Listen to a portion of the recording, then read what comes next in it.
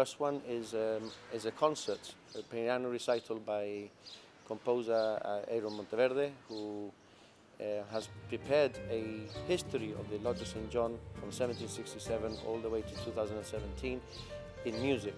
In the book we have compiled the names of up to almost 2,000 members who have been either joining, initiated or made honorary members in the Lodge of St. John over the 250 years.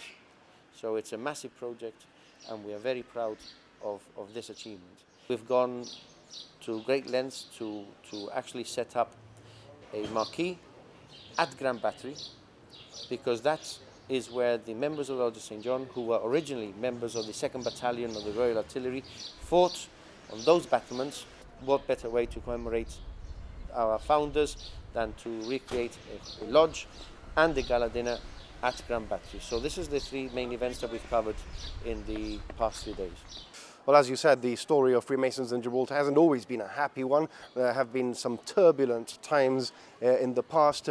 Is it fair to say that there was a power struggle between Freemasons and the church? The only time that we had any problem with the Catholic Church when we had Bishop Hughes from Ireland, and there was an interesting anecdote, because we had a member of the lodge who had died, and he was about to be buried when the priest realized that there were certain Masonic inscriptions on the coffin, and because of that the church refused to bury the body, and it was laying in state at the cathedral for about 3 days. But we're going back to the 1840s, and it was only that period when this happened. But you know, people don't realize that priests from Portugal, from Spain, would come to Gibraltar to be initiated into Freemasonry.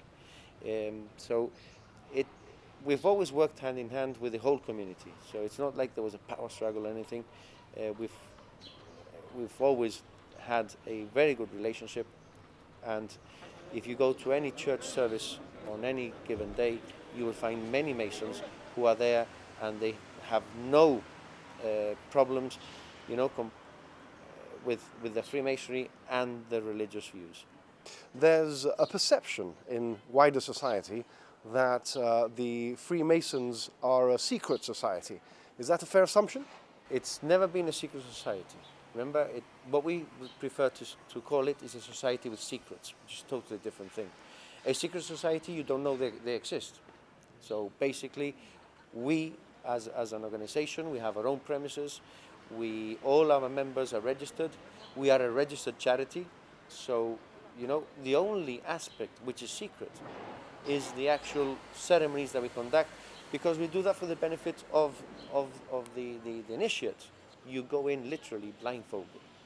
And this is a huge step in any initiation, that you have to place your trust in us wholeheartedly.